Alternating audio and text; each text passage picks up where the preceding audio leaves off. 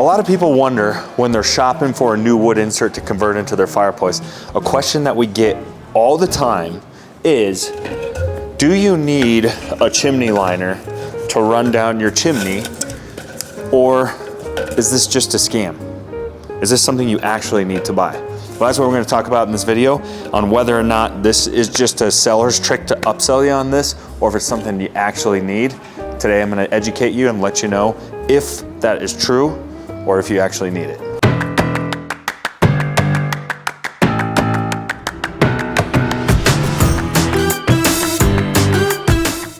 Okay, so we got one of our wood stoves going, so we can show this to you here. Got a chimney liner here. So don't forget, if you're in the Denver, Colorado area, you can come to our showroom, shop all of our wood burning products that you want. If you're interested in a wood burning product and you're not local, some of our wood burning products we can ship outside of the United States. So if you like the way you're educated here, give us the first shot of the business. We definitely appreciate it. Subscribe, do all the things, follow our golf channel, all that cool stuff. All right, now that that's out of the way, let's get down to business. So why are customers leery of upsells, specifically when it comes to fireplace shops? I don't know if you've seen the documentary To Catch a Predator. Have you seen that, Chris? Yeah. You have? They did basically the same program, but with chimney sweeps across in a town in America. And what they did, it was really cool. Actually, it's terrible. It wasn't cool. They hired in a home, hired a professional chimney service, swept that thing. I mean, that thing was the most spotless chimney I've ever seen. Did all the services, did everything they needed to do, and then secret shopped and put on camera and called out 10 different chimney services.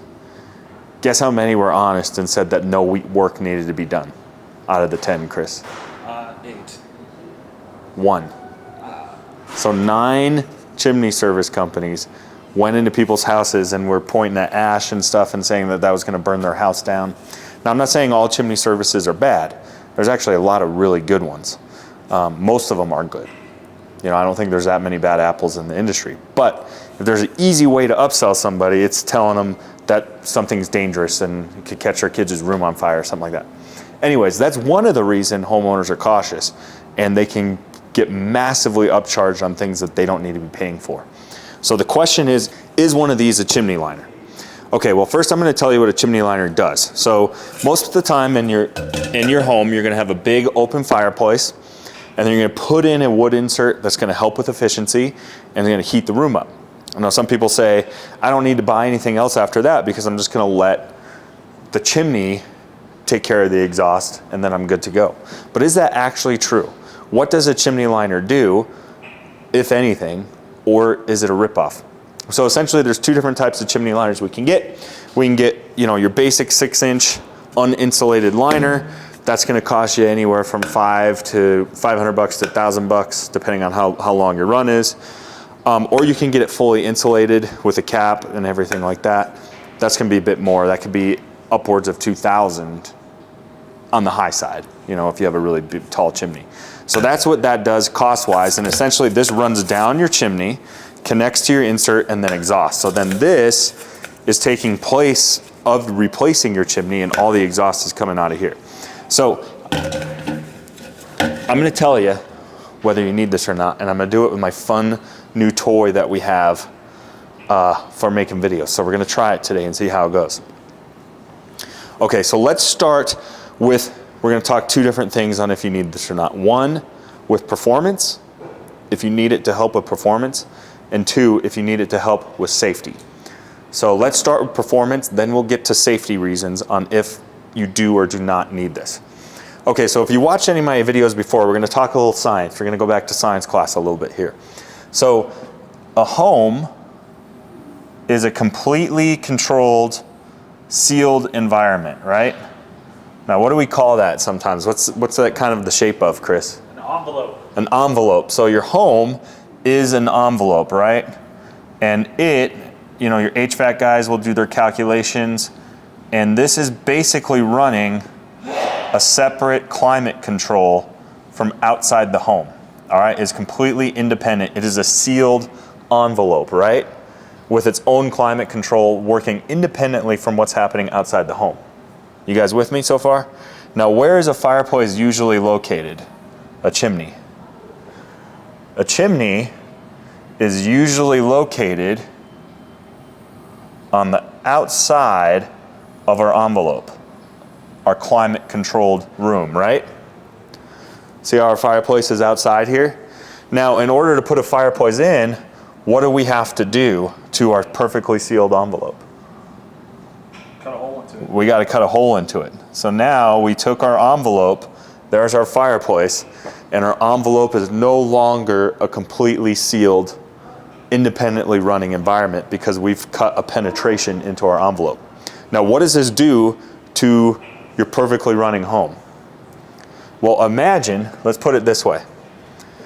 Imagine, these are my waves. How good are my waves, Chris? Looking good. So this is ocean. Imagine you have a little submarine here. How good's my submarine? I like it. Okay. You have a submarine under the water. What is that doing when it's underneath the water? What is that water doing to the submarine? It's putting a lot of what on it? Pressure. A lot of pressure on the submarine. Now, what if, to our submarine, we cut a hole in our submarine? This perfectly controlled environment, we cut a hole underneath the water. What's it gonna do? Fills with water. Fast, right? That pressure is gonna find that hole and just penetrate and completely take over that submarine. Essentially, what we do to a home environment when we put a penetration in it, we do the exact same thing. So now we've cut an opening here. Now, where's the air pressure gonna go? It's gonna go right down the chimney, right into the house like this, right? Wouldn't you say, Chris? Yeah. Okay, so now we have a tremendous amount of air pressure coming into the home this way. Also, if it's really cold outside, cold air has negative air pressure associated with it, and hot air has a positive air pressure. So if it's cold, we have two things working against our chimney. One, the negative air pressure from having a penetration in the home, and two, the cold air negative air pressure. So we have a tremendous amount of air pressure pushing down on our home, right? Now, one way you can solve that is maybe to have another penetration on this side. So maybe you crack a window or something like that. It starts to even out the air pressure situation. But let's pretend we don't do that. Now, with a big, huge fireplace like this, that has a big opening, right? When we start a fire, it has access to a lot of oxygen very, very quickly. So when we just have a big open fireplace like this over here, so we have a big open fireplace like this, we're still dealing with that negative air pressure, but we start a big fire, we crack a window, it has access to a ton of oxygen. That oxygen, like a fire hose, fills up our firebox and can quickly dissipate and sort of redirect that negative environment in a very fast way. But what happens when we put a completely sealed unit into that opening? Does it have access to that much oxygen anymore? No. So let's illustrate it this way. We basically just took a fire hose level amount of oxygen that could suck into our fireplace very quickly and start reversing this trend to now it's basically like breathing through a straw. Like it can't get enough air moving fast enough to really help reverse this draft. Does that make sense?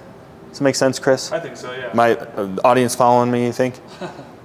So what's gonna happen when you basically have, look at this, on a stove or an insert, this is our airflow. Are you kidding me?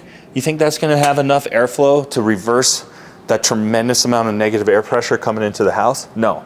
So what's gonna happen if you don't buy a chimney liner and you try to start your stove?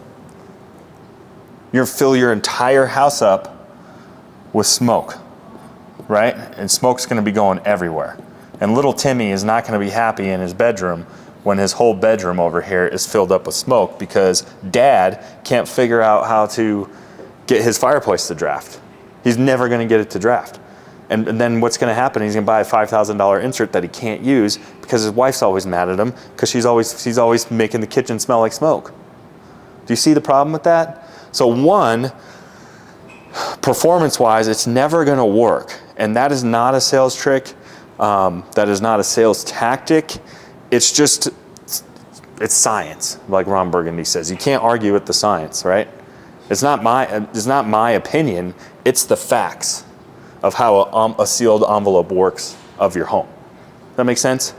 So the reason why a chimney liner helps with that draft is you think about a chimney.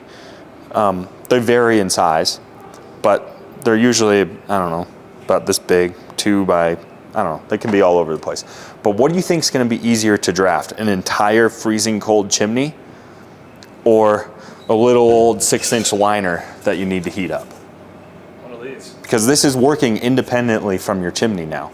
So all you have to do is get this heated up. So if you insulate it, even better, because now we can get that draft going a lot quicker because we have a lot less cubic airspace to heat up.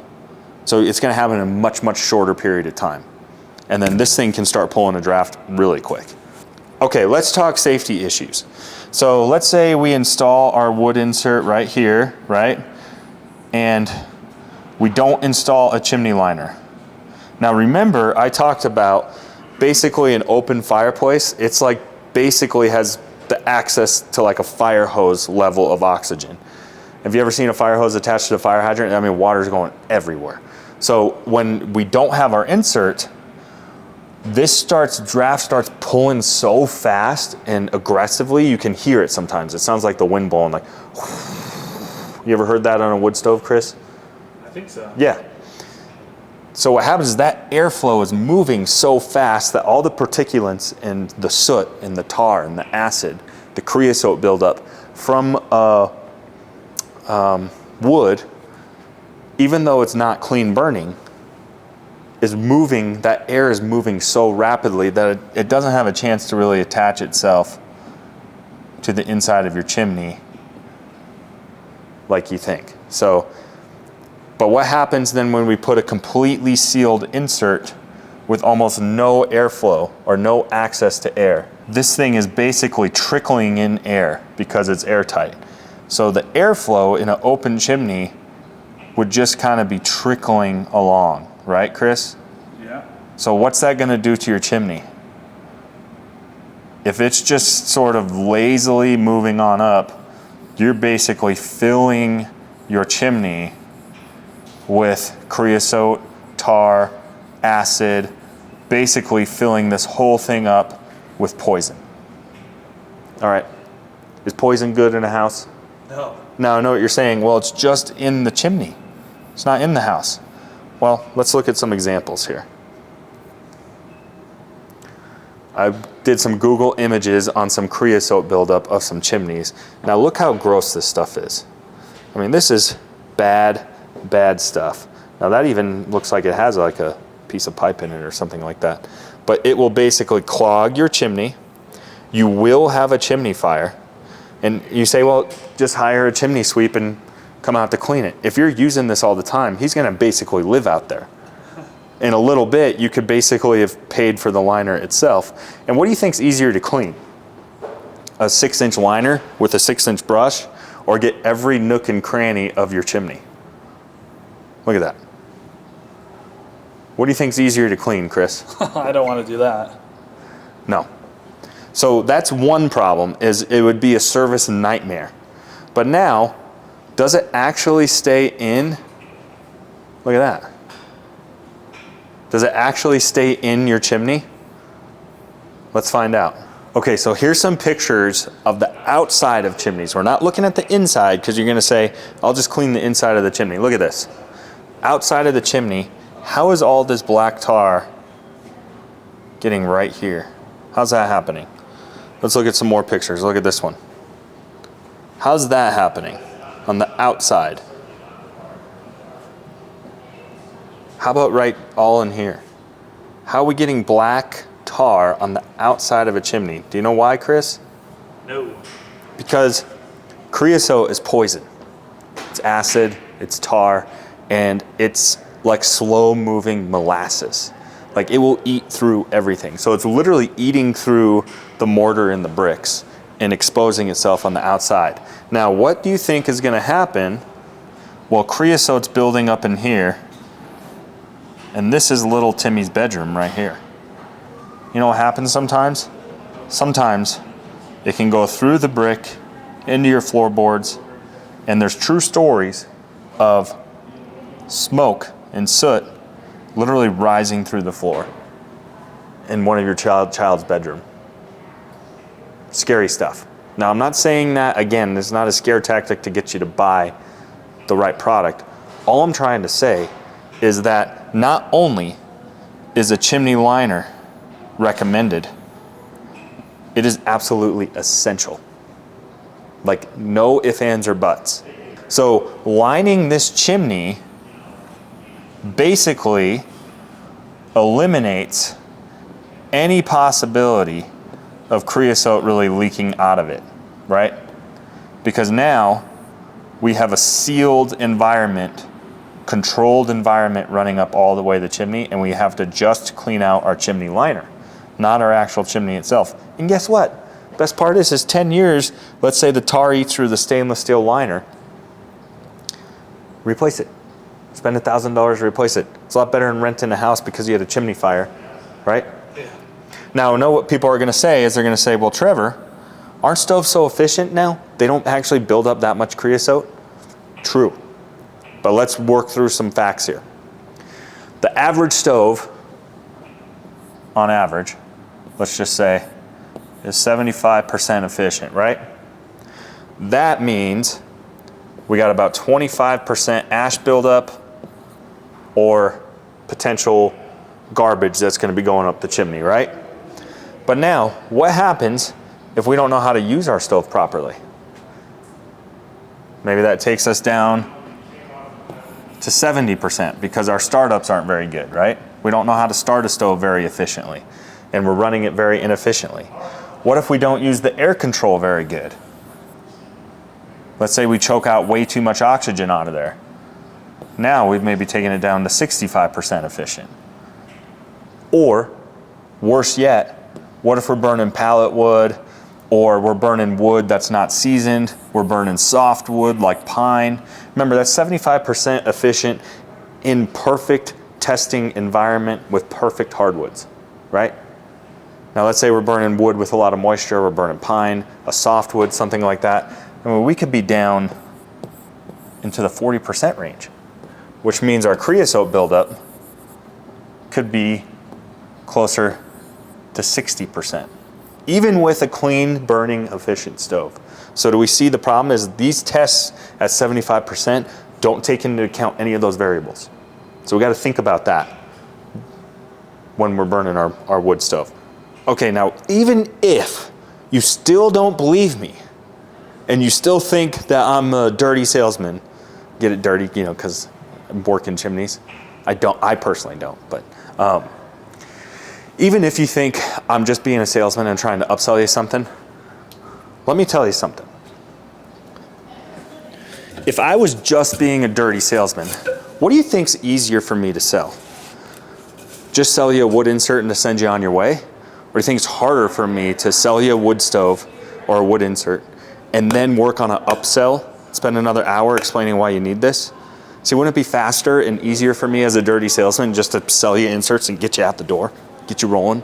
Because I don't care about you, right? I'm just gonna get you out the door, get the next one in, get them out the door. Boom, boom, boom, boom.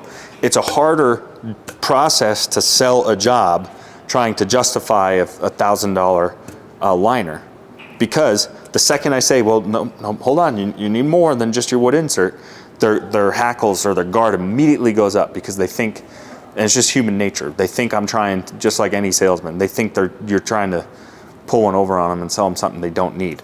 So my job would be so much easier if all I had to do was sell you an insert. But we don't do that because it's just not the right thing to do. So that's a very long video to the answer to this question. Do you need a liner when you're installing an insert? Yes. There you go, 10-second video, I suppose. It is not only required, it is 100% essential to any wood insert job. And it is not a scam. If someone's trying to sell you a wood liner for your chimney, hire them, because they're not doing you dirty. They're doing you right. There's my thoughts. Let me know what you guys think in the comment section. You guys are gonna all the trolls out there. There's a lot of wood burning stove trolls out there that think they're experts in everything. What I will tell you, if you're saying my math's wrong, or well, the efficiency chart doesn't work like that, that doesn't substitute ash for efficiency, blah blah blah. You start a YouTube channel and make your own content. How about that? Ever heard of that one? Don't just silently comment on mine. Make your own video. See you guys next time.